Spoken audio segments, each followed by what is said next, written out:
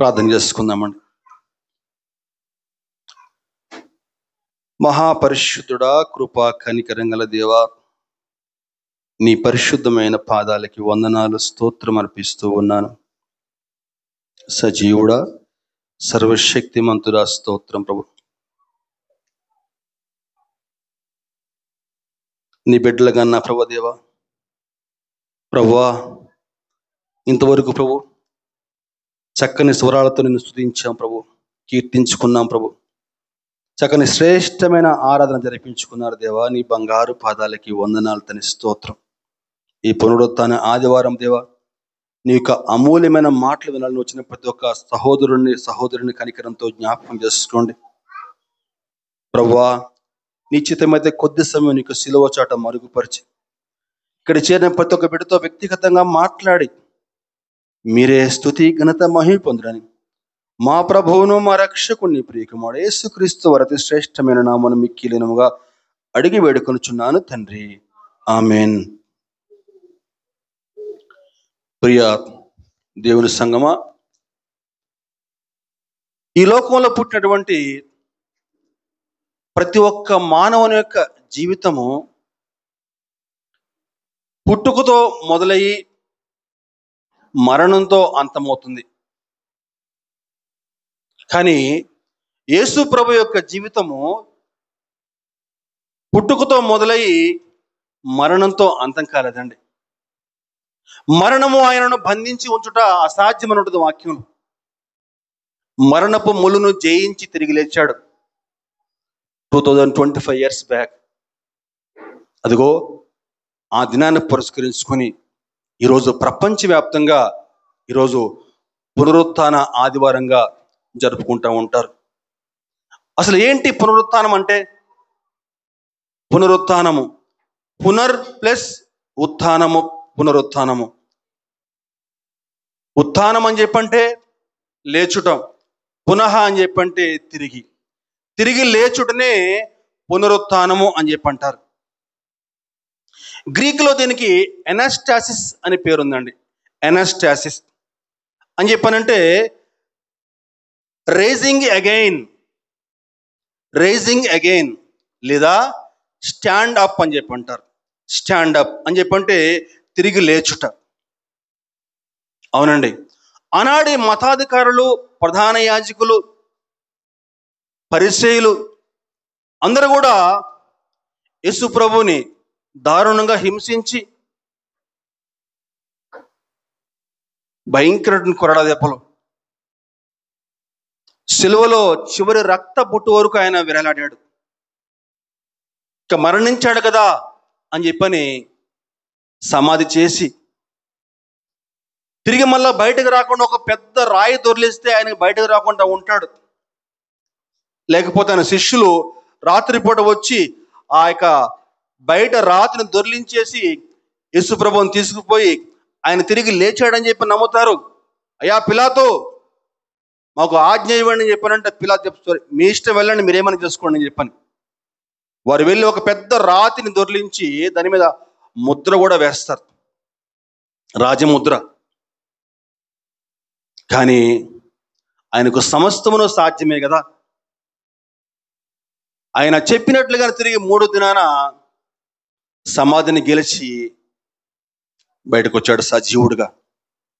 అదిగో ఆ దినాన్ని ఈ పునరుత్థాన దినంగా ప్రపంచవ్యాప్తంగా అనేక మంది క్రైస్తవులు సంతోషంగా జరుపుకుంటుంటారు.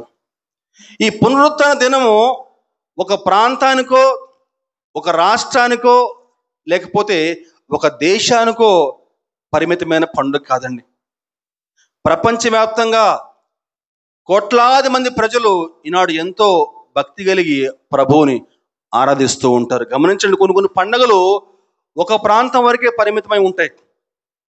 కానీ యేసు ప్రభు సర్వమానవాళి కోసం ఈ లోకానికి వచ్చి ఆయన తన యొక్క ప్రాణాన్ని బలిగా అర్పించాడు. దేవునికి స్తోత్రం, హల్లెలూయా.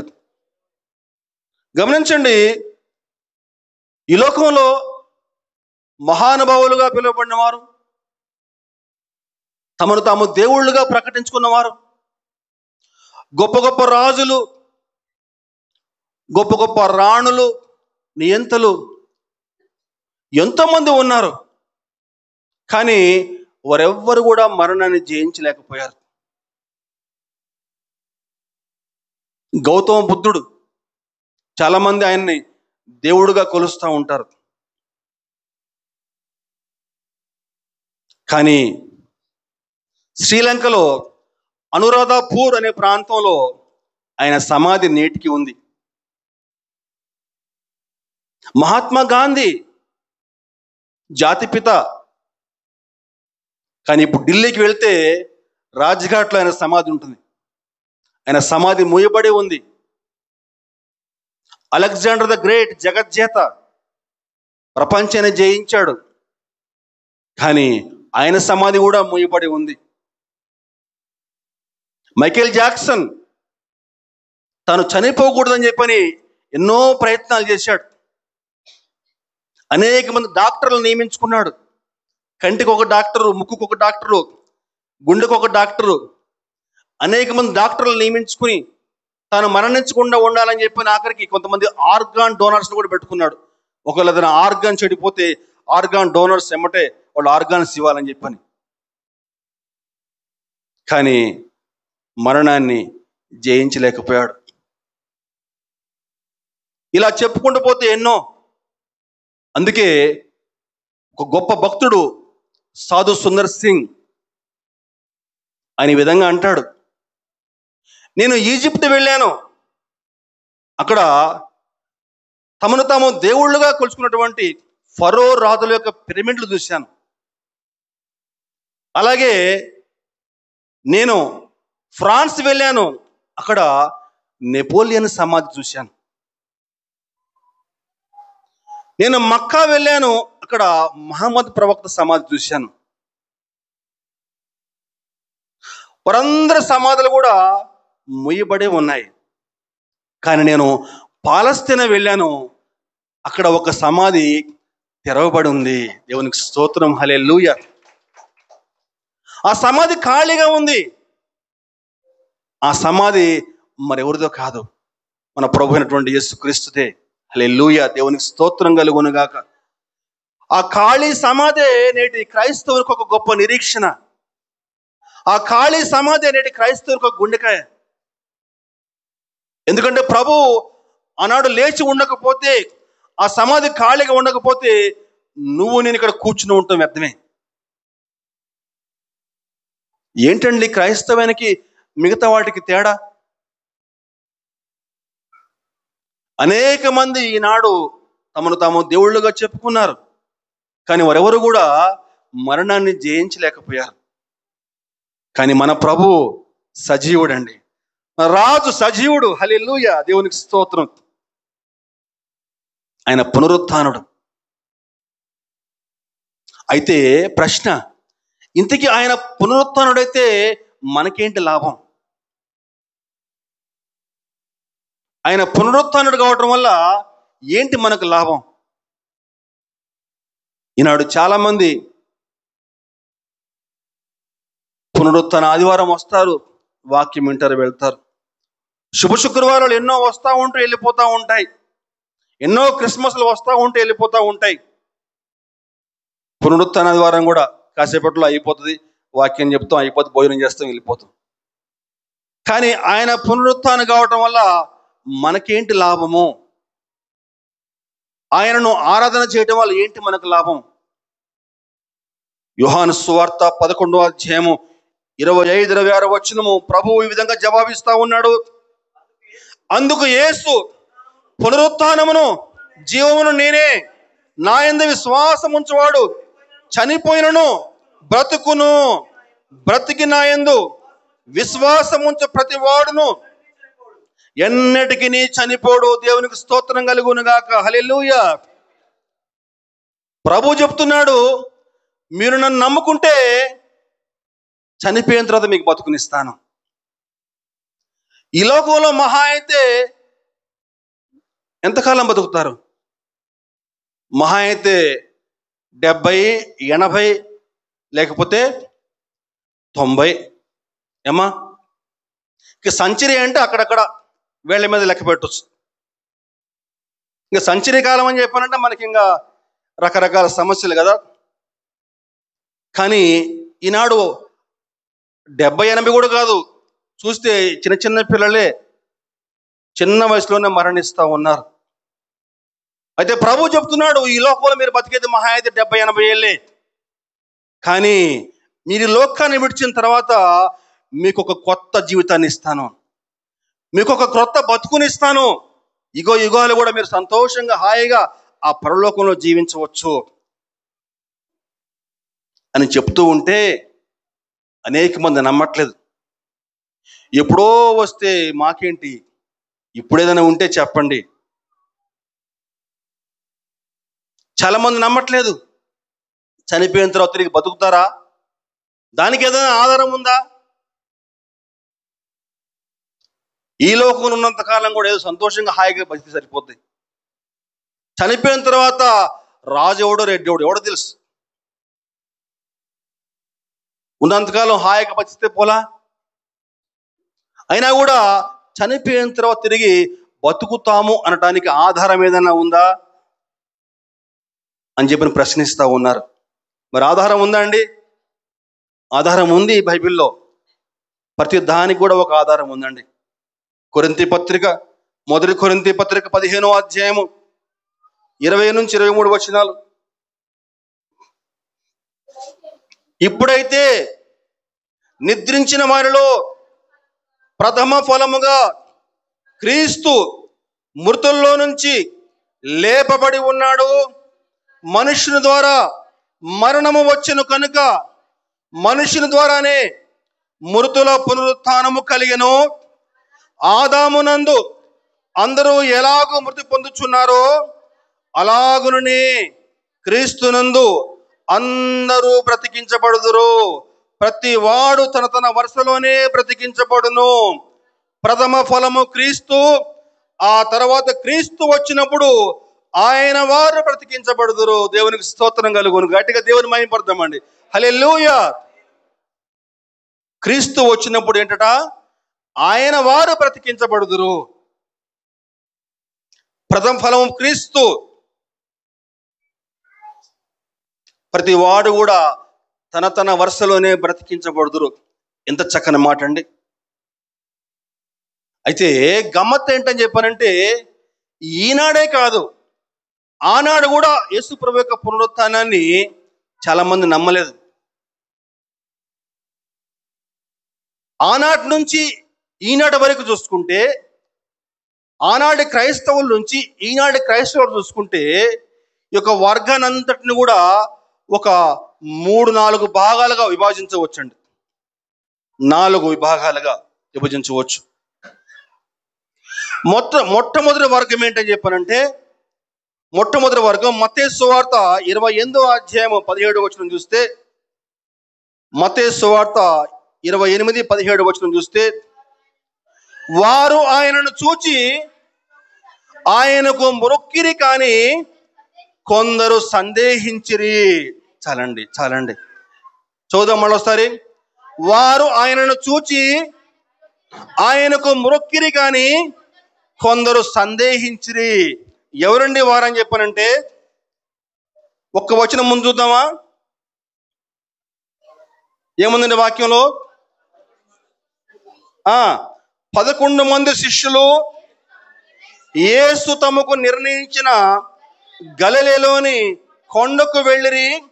వారు ఆయనను చూచి, 11 మందే ఉన్నారు కదా, ఎందుకంటే 12వ వాడు ఇస్కరియోతు యూదా చనిపోయాడు. అప్పటికి 11 మందే ఉన్నారు అప్పటికి.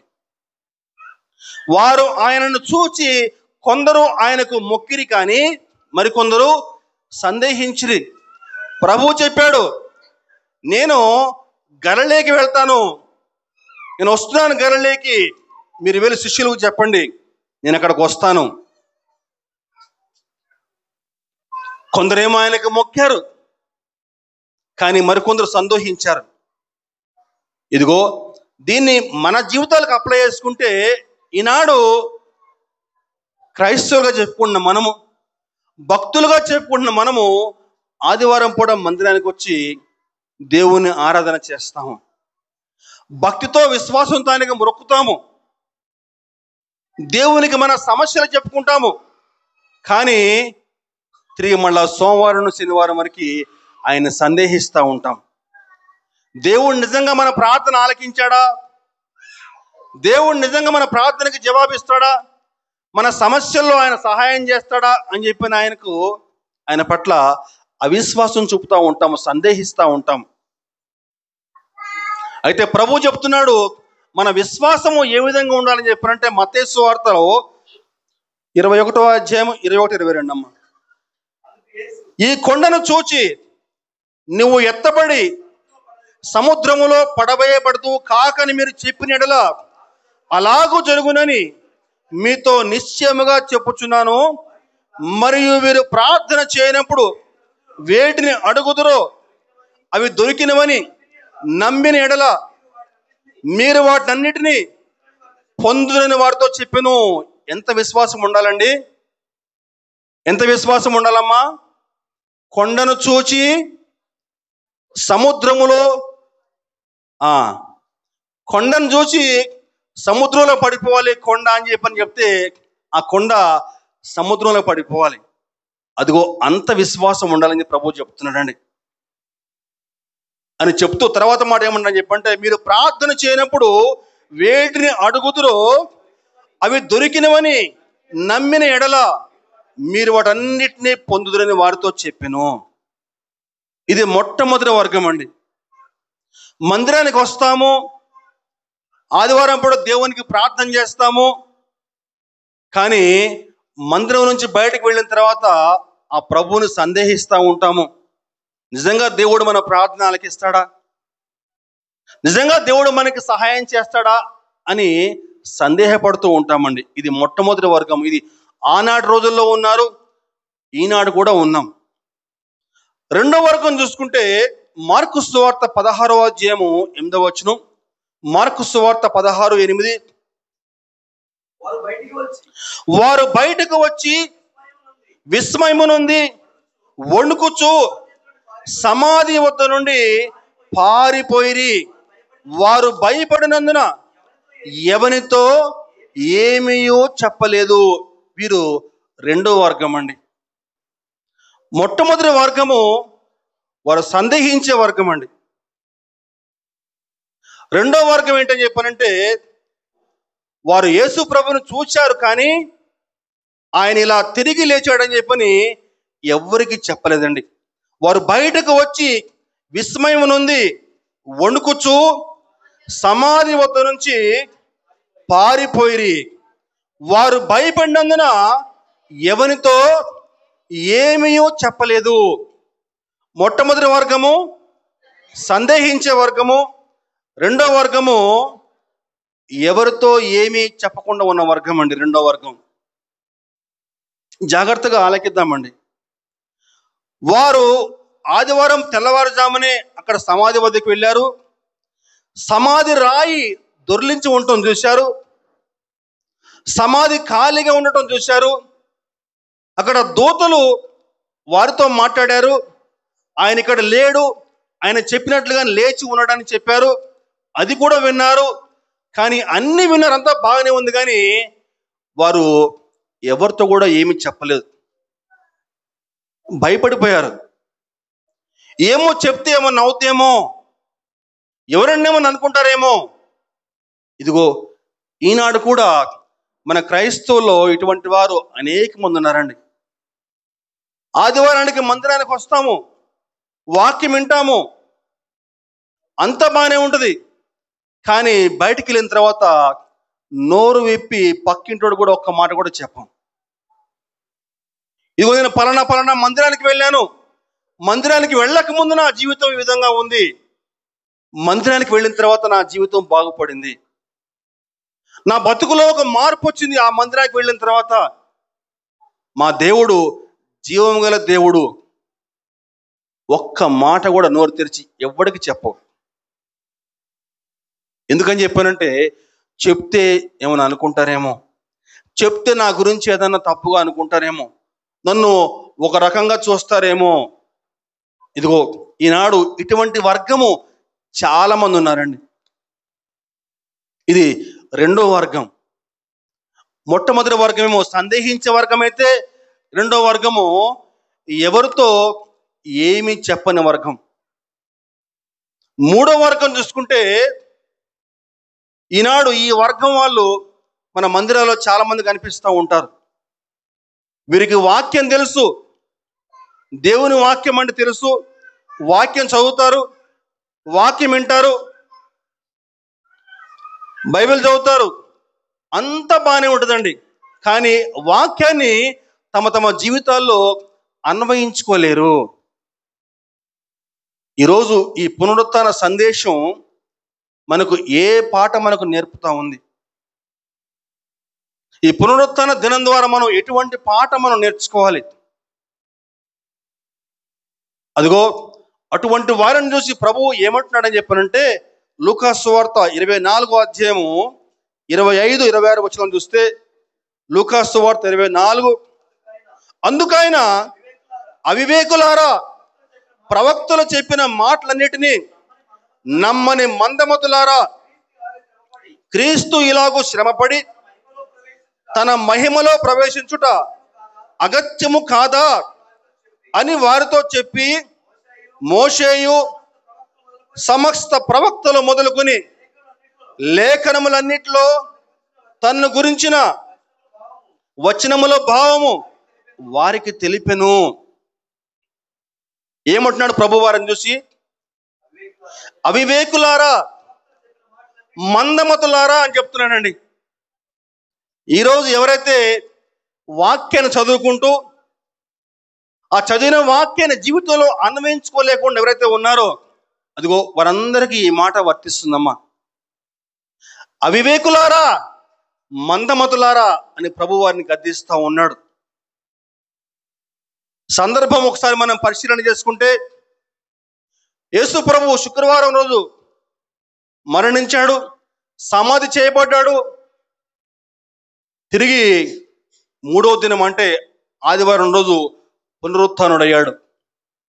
కానీ ఆ విషయం తెలియనటువంటి ఇద్దరు శిష్యులు, యేసు ప్రభు మరణించాడు కదా, ఇక మనం యెరూషలేములో ఉండి ఏం లాభం? ఇంకా ఆయనే లేనప్పుడు ఇంకా మనం యెరూషలేములో ఉండి ఇంకా మనకు ఏం ఉపయోగం అని చెప్పని యెరూషలేమును వదిలి ఎమ్మాయి మార్గం గుండా ప్రయాణమై వారి యొక్క గ్రామం ఎమ్మాయి అటువంటి ప్రాంతానికి వెళ్తా ఉన్నారండి.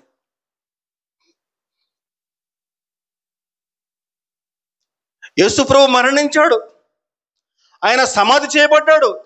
ఇక మనం యెరూషలేములో ఉండి ఇంకా ఏం లాభం? ఉపయోగం లేదు కదా. మన ఊరికి పోయి ఏదన్నా ఒక పనిపాట చేసుకుందాం అని చెప్పని ఈ అమ్మాయి వెళ్ళిపోతా ఉన్నారు. కానీ ఆ ప్రభువుకి తెలియంది ఏమన్నా ఉందండి? ఆయనకి సమస్తము సాధ్యమేనండి. గమనించండి, నీ హృదయంలో ఒక తలంపు పుట్టగానే మాట నీ నోరు దాటి బయటకు రాక మునిపే ఆయన సమస్తమును గ్రహించేవాడండి. దేవునికి స్తోత్రం, హల్లెలూయా. వారు ఆ విధంగా మాట్లాడుకుంటూ ఎంత దారుణంగా ఆయన కొట్టారా, ఎంత దారుణంగా చనిపోయాడు ఆయన, ఎంత భయంకరంగా ఆయన శిక్షించబడ్డాడు అని చెప్పని ఒకరితో ఒకరు మాట్లాడుకుంటూ ఆ అమ్మాయి మార్గం గుండా ప్రయాణం వెళ్తూ ఉంటే ప్రభువు వారి మధ్యలో ప్రత్యక్షమయ్యాడండి. వారి మధ్య ప్రత్యక్షమై ఈ విధంగా మాట్లాడుతూ ఉన్నాడు. లూకా సువార్త 24వ అధ్యాయము 24, 15, 16, 17 వచనాలు. వారు సంభాషించుచు ఆలోచించుకొనుచుండగా యేసు తానే దగ్గరకు వచ్చి వారితో కూడా నడిచెను. అయితే వారు ఆయనను గుర్తుపట్టలేకుండా వారి కన్నులు మూయబడెను. ఆయన, మీరు నడుచుచు ఒకరితో ఒకరు చెప్పుకొనుచున్న ఈ మాటలు ఏమని అడుగుగా వారు దుఃఖముఖులై నిలిచిరి. నిరాశతో కూడిన దుఃఖముతో వారు ఇలాగ జవాబిస్తా ఉన్నారండి. వారు సంభాషిస్తూ ఒకరితో ఒకరు మాట్లాడుకుంటూ, యేసు ప్రభు ఈ విధంగా మరణించాడే, అయ్యో ఆయన ఆ విధంగా సమాధి చేయబడ్డాడే, అని చెప్పని ఒకరితో ఒకరు మాట్లాడుకుంటూ వెళ్తూ ఉండగా యేసు ప్రభు వారి మధ్యలో ఒక బాటసారిలాగా ప్రత్యక్షమయ్యాడు. ఏంటి మీరు మాట్లాడుకునేది అని చెప్పని అడిగినప్పుడు వారి శిష్యులు ఈ విధంగా జవాబిస్తూ ఉన్నారు. 24:19 24:19 వచనం.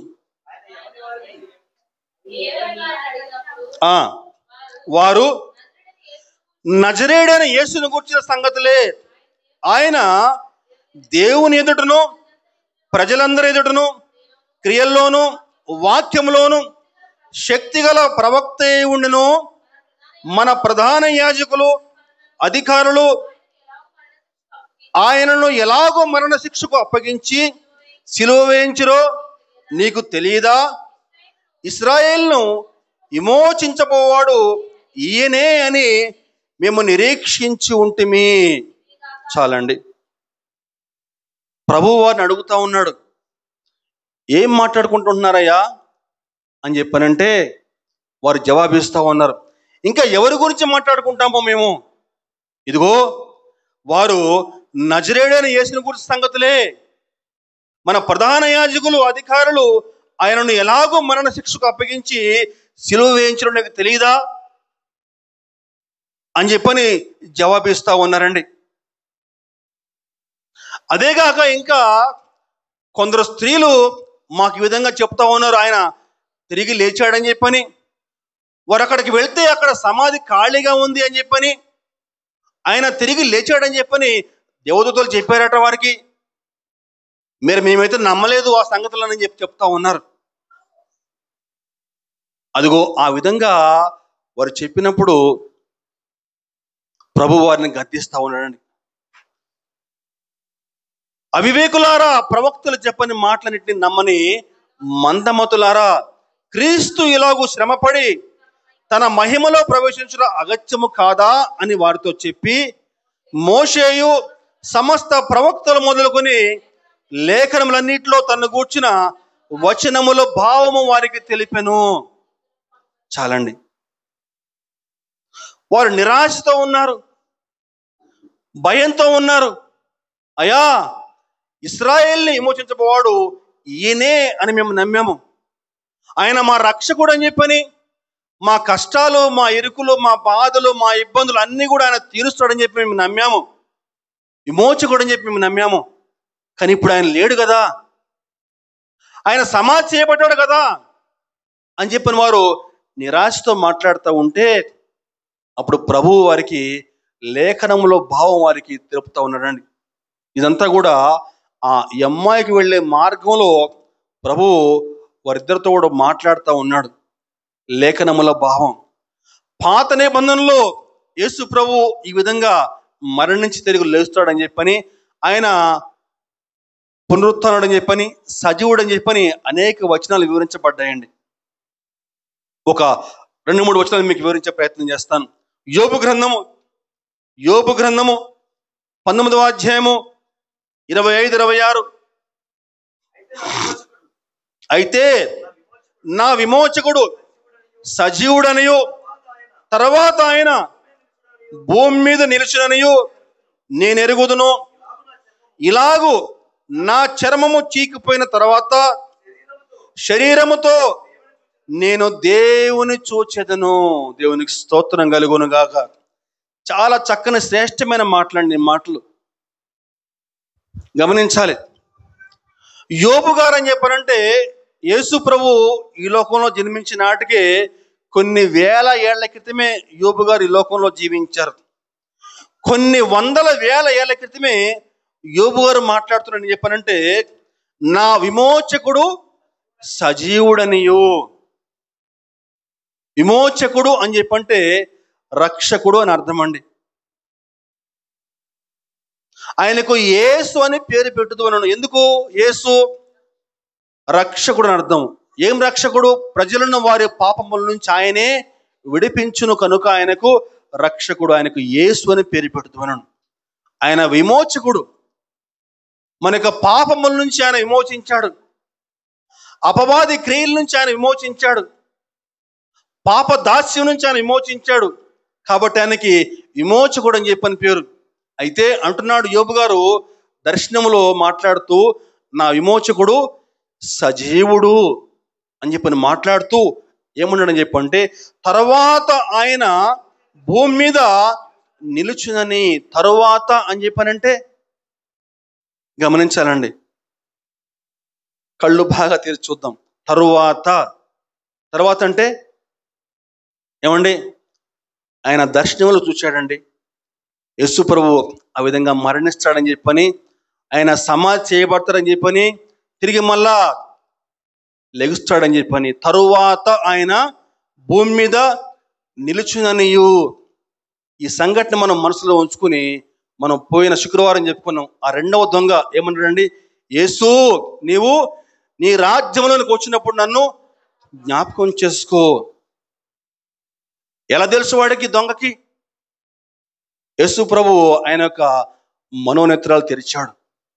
ఆయన యేసు అని చెప్పని, రక్షకుడు అని చెప్పని, పాపాలను క్షమిస్తాడని చెప్పని, ఆయన మరణించి తిరిగి లేస్తాడని చెప్పని, పరలోకానికి ఆరోహణుడై తిరిగి మళ్ళా ఒక రోజు ఈ లోకానికి రాజుగా రానే ఉన్నాడని చెప్పని, ఈ లోకంలో తన యొక్క రాజ్యము స్థాపిస్తాడని చెప్పని నమ్మాడు. ఇదిగో ఇక్కడ యోబు గారు కూడా ఏమన్నాడని చెప్పానంటే, తర్వాత ఆయన భూమి మీద నిలుచునని నేను ఎరుగుదును. ఎప్పుడండి ఈ మాట చెప్పింది?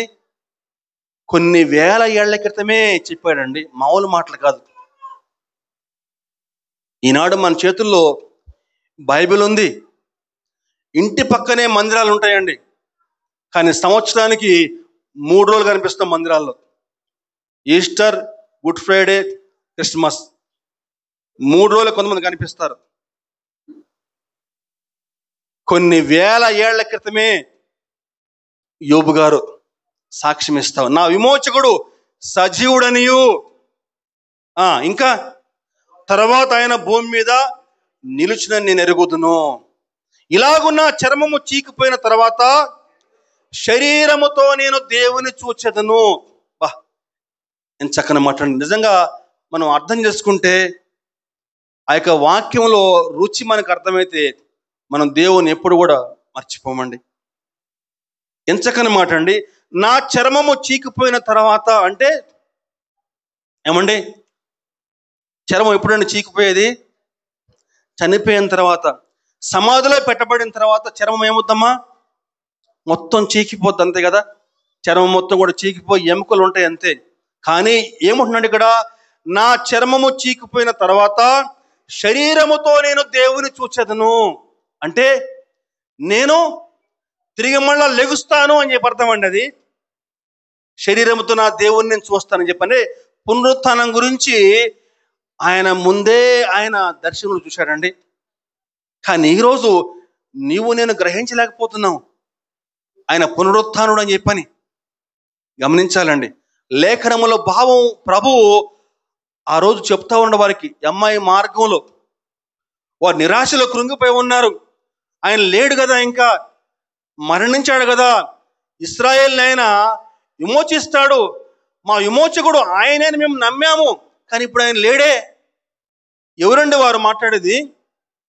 అంతకాలం పాటు వాళ్ళ శిష్యులు ఆయనతో ఉన్నారు, ఆయన మాట్లాడిన మాటలు విన్నారు, ఆయన చేసిన అద్భుతాలు కళ్ళారా చూశారు. 3.5 years ఆయనతో కలిసి సహవాసం చేశారు, కానీ నమ్మలేకపోయారు. మరొక లేఖన భావం చూస్తే కీర్తనలు 16వ అధ్యాయము 10వ వచనం దావీదు గారు మాట్లాడుతున్నారండి. ఎందుకనగా నీవు నా ఆత్మను పాతాళములో విడిచిపెట్టవు, నీ పరిశుద్ధుని కుళ్ళు పట్టనీయవు. ఇక్కడ ఈ వచనాన్ని మనం చూస్తే 2 మాటలు ఉన్నాయండి. మొట్టమొదటిగా, ఎందుకనగా నీవు నా ఆత్మను పాతాళములో విడిచిపెట్టవు.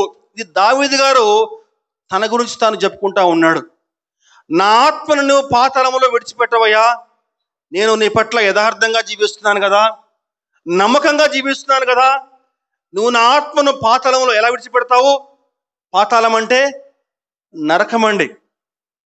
అక్కడ భయంకరమైన శిక్షలు ఉంటాయి.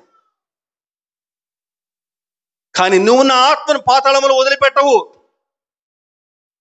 ఖచ్చితంగా ఒక క్షేమకరమైన స్థలంలోకి నా ఆత్మను తీసుకెళ్తావు, నాకు నమ్మకం ఉంది అని చెప్తూ ఏమంటాడని చెప్పంటే, నీ పరిశుద్ధుని కుళ్ళు పట్టనేవు. దేవునికి స్తోత్రం కలుగును గాక. ఎవరండి పరిశుద్ధులు? మన ప్రభు అయిన యేసుక్రీస్తే. కుళ్ళు పట్టనేవని చెప్పంటే ఆయన చనిపోడు, ఆయన పునరుత్థానుడవుతాడు అని చెప్పని ఎప్పుడో కొన్ని వేల ఏళ్ల క్రితమే ఈ దావీదు గారు దర్శనంలో మాట్లాడుతూ ఉన్నారండి. గమనించాలండి. అంటే ఒక్కొక్క వర్గం గురించి చెప్తా ఉన్నాను. మొట్టమొదటిగా సందేహించే వర్గం చెప్పాను. నెంబర్ 2, ఎవరు ఏమితో చెప్పకుండా మూడో వర్గం. ఇదిగో ఈ మూడో వర్గం ఏంటని చెప్పంటే, నిరాశతో కుంగిపోయి భయంతో యెరూషలేము వదిలి వెళ్ళిపోయేటువంటి వర్గం మూడో వర్గం.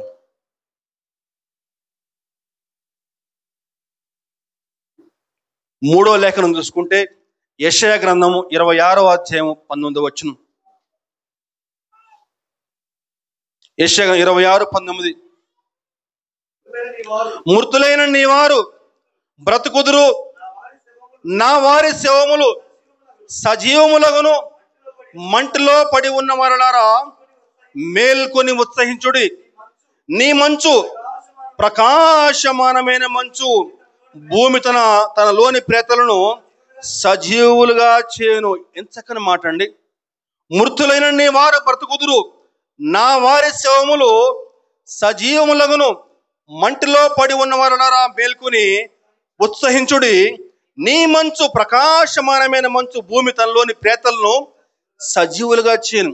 ఇదిగో యెషయా ప్రవక్త కూడా 700 ఏళ్ల క్రితమే యెషయా గారు ప్రవచిస్తా ఉన్నారండి.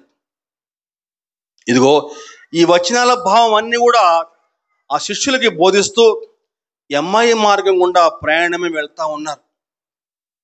వారు ఆ విధంగా ప్రయాణమే వెళ్తా ఉంటే అంతలో వారి ఇల్లు వచ్చేస్తుంది. శిష్యుల యొక్క ఇల్లు వచ్చేస్తుంది. వారి ఇల్లు రాగానే వారు అంటున్నారు, అయ్యా మరి ఇక్కడి దాకా వచ్చారు కదా, మా ఇంట్లోకి రండి, ఈ పూట మా ఆతిథ్యం స్వీకరించి వెళ్ళండి అని చెప్పని ప్రభువుని వారు బలవంతం చేసి తమ ఇంట్లోకి పట్టుకెళ్తారు.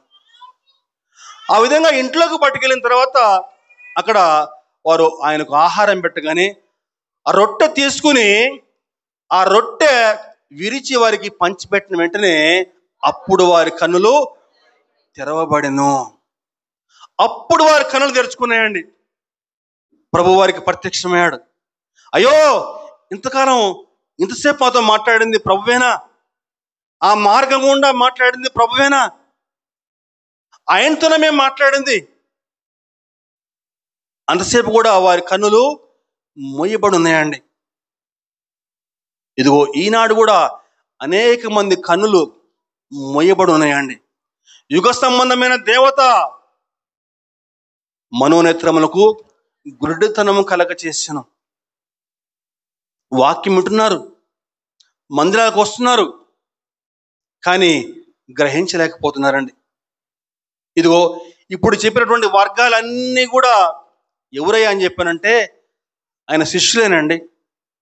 అంతకాలం పాటు ఆయనతో సహవాసం చేసి ఆయన మాటలు విని ఆయనకు అద్భుతాలు కళ్ళారా చూసి తెరిచి ఉంచబడిన సమాధిని చూసి దేవదూతలు మాట్లాడినా కూడా ఆ మాటలు నమ్మక ఇదిగో ఈ వర్గం అంతా కూడా ఆనాడు వారి యొక్క విశ్వాసం ఏ విధంగా ఉందని చెప్పారంటే వారు సిలువలో వేలాడుతున్నటువంటి యేసుక్రీస్తును మాత్రమే వారు చూడగలిగారు. సిలువలో రక్తసిక్తమై నిస్సహాయంగా వేలాడుతున్న యేసుక్రీస్తును మాత్రమే వారు చూడగలిగారు. గమనించాలి, ఈరోజు నీ చుట్టూ ఉన్న పరిస్థితులను చూస్తూ ఉంటే నిరాశలో కృంగిపోతే ఈరోజు నీకు కూడా సిలువలో నిస్సహాయంగా వేలాడుతున్న యేసుక్రీస్తు మాత్రమే నీకు కనిపిస్తాడు. కానీ నీ విశ్వాసము అక్కడితోనే ఆగిపోతే ఎలా? ఈరోజు నీ విశ్వాసం ఎలా ఉండాలని చెప్పారంటే ఆ యొక్క సిలువను దాటి చూస్తే నీకు ఆ సమాధిని గెలిచిన యేసు ప్రభువు నీకు కనిపిస్తాడు. దేవునికి స్తోత్రం, హల్లెలూయా. నీ విశ్వాసం అంతవరకే ఉంటే ఆ యొక్క సిలువలో వేలాడుతున్న యేసుక్రీస్తు నీకు కనిపిస్తాడు. ఆయన రక్షించుకోలేకపోయాడే, నన్నేం కాపాడుతాడు ఇంకా. కానీ ఈరోజు నీ విశ్వాసం ఎలా ఉండాలని చెప్పానంటే ఆ సిలువను దాటి చూడాలి. సిలువను దాటి చూస్తే ఆ రోజు ఆ పునరుత్థానుడిని కనిపిస్తాడండి. సమాధిని గెలిచిన యేసు ప్రభువుని కనిపిస్తాడు. సాతాను తలను చిత్తగొట్టాడు యేసుక్రీస్తుని కనిపిస్తాడు. ఈరోజు ఆ ప్రభువును చూడాలి. ఆనాడు శిష్యులు ఆ శిలువలో వేలాడుతున్న యేసు ప్రభువును చూశారంతే భయభ్రాంతులైపోయారు. అయ్యో, ఎంత భయంకరంగా కొట్టారే! నిజంగా శిలువ మరణం చాలా దారుణమైన మరణం. ఆ శిలువలో వేలాడుతున్న యేసు ప్రభువును చూశారు, అంతవరకే వారి విశ్వాసం ఆ రోజు ఉండిందండి. కానీ ఈరోజు నువ్వు కూడా నీ చుట్టూ ఉన్న పరిస్థితులను చూస్తే, నీ చుట్టూ ఉన్న కష్టాలను చూస్తే, ఇరుకులు ఇబ్బందులను చూస్తే, నీకు సిలువలో వేలాడుతున్న యేసు ప్రభు మాత్రమే నీకు కనిపిస్తాడు. కానీ ఈరోజు నీ విశ్వాసం ఎలా ఉండాలి? ఎంత విశ్వాసం ఉండాలని చెప్పానంటే, సిలువను దాటి చూడాలమ్మా. సిలువను దాటి చూస్తే సమాధిని గెలిచిన ప్రభువుని కనిపిస్తాడు.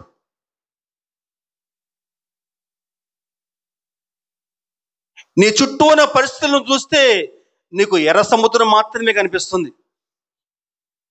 కానీ నువ్వు ఎర్ర సముద్రం చూడకూడదు. ఎర్ర సముద్రంలో ఏర్పడ్డ దారిని చూడాలి. నువ్వు గమనించాలి. నీ చుట్టూ ఉన్న పరిస్థితులను చూస్తే నీకు ఫరో సైన్యం కనిపిస్తుంది. నీకు బలమైనటువంటి ఫరో సైన్యం కనిపిస్తుంది. కానీ నువ్వు ఆ ఫరో సైన్యం చూడకూడదండి. మన పక్షాన ఉన్నవాడు వారికంటే బలవంతుని చెప్పని గ్రహించాలి. అప్పుడు నీలో విశ్వాసం బలపడొద్దండి. ఈరోజు యేసు ప్రభు పునరుత్థానుడని చెప్పి నమ్మిన వారికి ఎటువంటి అద్భుతాలు జరుగుతాయి? 4వ వర్గము నమ్మినవారు. మొట్టమొదటిగా సందేహించిన వారు, రెండవదిగా భయపడి ఎవరితో కూడా ఏమీ చెప్పకుండా ఉన్నవారు, మూడోవారు యెరూషలేమును వదిలి పారిపోయిన వారు, చివరిగా నమ్మినవారండి. నమ్మితే నువ్వు ఆ ప్రభువుని నమ్మితే నీ జీవితంలో గొప్ప సూచక్రియలు చూస్తావు. ఆ ప్రభువుని నమ్మితే నువ్వు గొప్ప గొప్ప అద్భుతాలు నీ జీవితంలో చూస్తావు. దేవుని వాక్యం సెలవిస్తా ఉంది, నమ్ముడు నీ వల్ల అయితే నమ్మువానికి సమస్తము సాధ్యమేనండి. ఈరోజు నువ్వు దేవుని పట్ల నువ్వు విశ్వాసం కలిగి ఉంటే, ఆయన నమ్మితే నువ్వు దేవునికి భయపడతావు. నువ్వు దేవునికి భయపడుతూ జీవిస్తే ఆయన కృప కనికరం ఎప్పుడు కూడా నీపైన నీ కుటుంబం పైన ఎప్పుడు ఉంటుందండి. దేవుని నామానికి మహిమ కలుగును గాక. హల్లెలూయా. అయితే మన విశ్వాసంలో కృంగిపోయినప్పుడు, నిరీక్షణ కోల్పోయినప్పుడు ఏం చేయాలి? దేవుని యొక్క వాక్యాన్ని ధ్యానించాలండి. ఈరోజు ఆ అమ్మాయి మార్గం మనకేమి సందేశం నిలుపుతా ఉంది? నిరాశలో కృంగిపోయారు వాళ్ళు. ఇక మా జీవితం ఇంతే, మా బ్రతుకు ఇంతే, ఆయన మాకు విమోచనకర్తను నమ్మాము, కానీ ఆయన సమాధి చేయబడ్డాడు కదా. నిరాశలో కృంగిపోయారు. కానీ నిరాశలో కృంగిపోయినప్పుడు మనం ఏం చేయాలని చెప్పంటే, దేవుని యొక్క వాక్యాన్ని చదవాలండి. దేవుని యొక్క వాక్యం చదివితే దేవుడు వాక్యం ద్వారాతో మాట్లాడతాడు. ఆ రోజు ఏముందండి?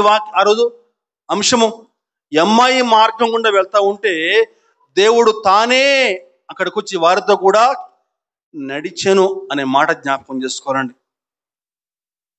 సమస్యల గుండా, కష్టాల గుండా వెళ్తున్నప్పుడు మోకరిల్లి ప్రార్థన చేసి దేవుని యొక్క వాక్యాన్ని ధ్యానం చేస్తే దేవుడు నీతో మాట్లాడతాడు, నీ తోడుగా నడుస్తాడు, నీ సమస్యల్లో తోడుగా అండగా ఉంటాడు. ఈ 4 వర్గాల్లో మనం ఏ వర్గానికి చెందిన వారం? సందేహించే వర్గంలో ఉన్నావా? దేవుని యొక్క వాక్యాన్ని విని ఎవరితో కూడా ఏమీ పంచుకోకుండా ఉన్నావా? నీ సమస్యలను చూసి, కష్టాలను చూసి మందిరానికి రాకుండా దూరంగా పారిపోయేవాడిగా ఉన్నావా? లేకపోతే ఆ పునరుత్థానుడు, ఆ ప్రభువుని నమ్మేవాడిగా ఉన్నావా? ఆ ప్రభువుని నమ్మేవాడిగా ఉంటే నీ జీవితం ధన్యమేనండి. శ్రమలు, కష్టాలు, ఇరుకులు, ఇబ్బందులు వస్తాయి గాక, కానీ ఆ ప్రభువుని నమ్మితే ఆ ప్రభువు నీ తోడుగా ఉంటాడు, నీ వెంట ఉండి నడుస్తాడు, నీ కష్టాల శ్రమల్లో నీకు తోడుగా ఉంటాడు. దేవుడి కొద్ది మాటలు దీవించునుగాక. ఆమేన్.